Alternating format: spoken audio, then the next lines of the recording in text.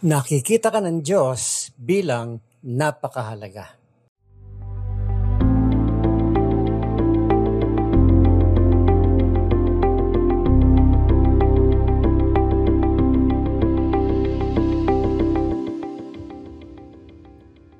Kamusta po kayo? Pastor Arnold po.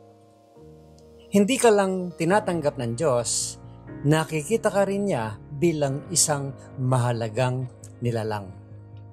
Kung gusto mong makita ang sarili mo gaya ng pagtingin sa iyo ng Diyos, kailangan mong maunawaan kung gaano ka kahalaga sa Kanya. Sabi po sa Luke chapter 12, "Look at the ravens. They don't plant or harvest or store food in barns, for God feeds them, and you are more valuable to Him than any birds." Luke chapter 12 verse 24 ng New Living Translation. Pinapahalagahan ng Diyos ang bawat ibong lumilipad. Pero higit pa ang pagpapahalaga niya sa iyo. Ngayon, gaano mo ba talaga nakikita ang sarili mong halaga? Hindi ko tinutukoy ang net worth mo o kung magkano ang laman ng bank account mo. Ang tinutukoy ko ay ang self-worth mo. Kasi ang totoong halaga mo ay hindi nakabase sa yaman mo. Dahil kung ganon, pwede itong mawala sa isang iglap. Ang halaga ay nanggagaling sa dalawang bagay. Value comes from two things. Una, sino ang may-ari or who owns it? Sino ang may-ari? Ang may-ari ang nagtatakda ng halaga. Isipin, ang simpleng gamit ng isang celebrity, pwedeng sobrang mahal kasi pag-aari nila. Halimbawa, ang sapatos ni Alex Ayala ay may mas halaga kesa sa sapatos natin kahit pareho lang ng brand. Ngayon, sino ba ang may-ari sa'yo? Sabi sa Biblia, you belong to God. You belong to God. 1 John chapter 4 verse 4. Ginawa ka, niligtas ka, at tinubos ka ng Diyos. Ibig sabihin, sobrang taas ng halaga mo sa Kanya. Pangalawa, what someone is willing to pay for it.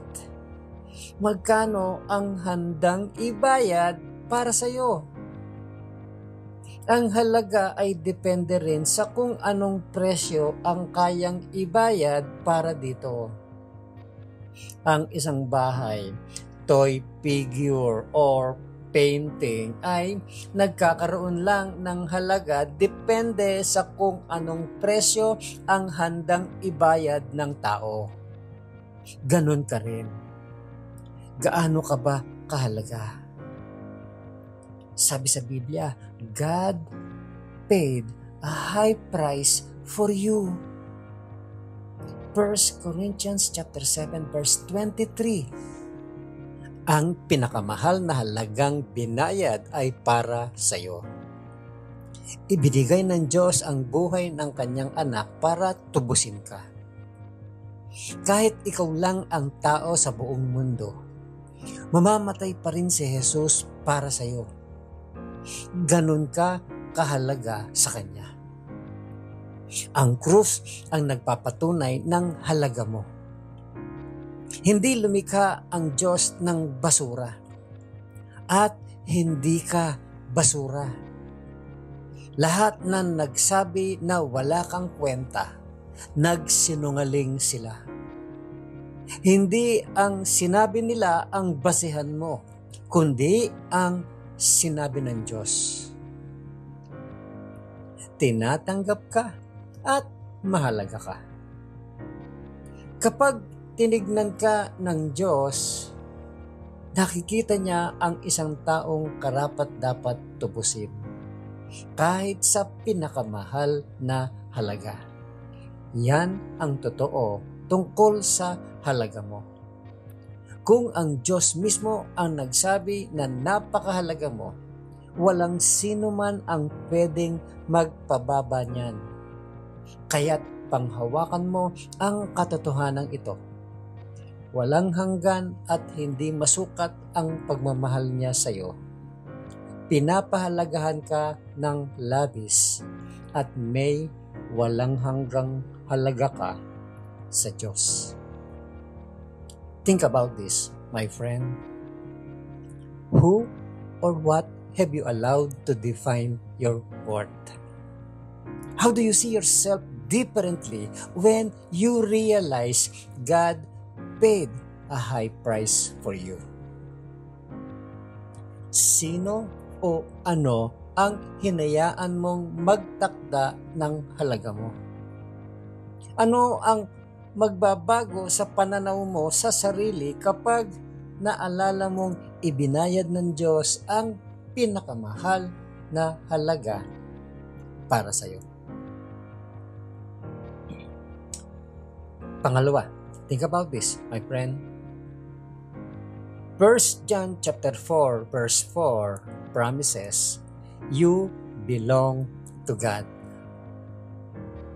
What practical difference does this truth make in your life? Sabi sa 1 John chapter 4 verse 4, you belong to God. Anong praktikal na epekto ng katotohanan ito sa araw-araw mong pamumuhay? At ang panghuli, think about this, my friend.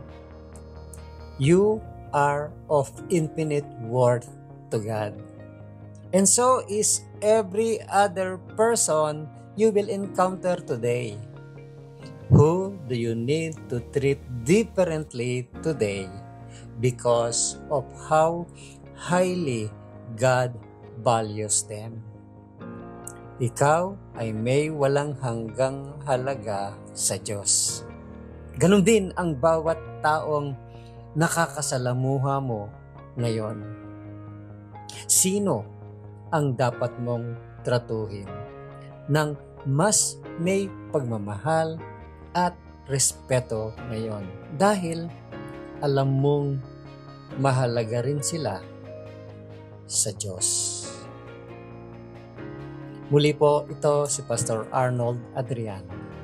At ang encouragement na ito ay hatid sa inyo ng Malabon Community Church. Have a great day, my friend. At huwag mong kakalimutan kung sino ang gumawa ng araw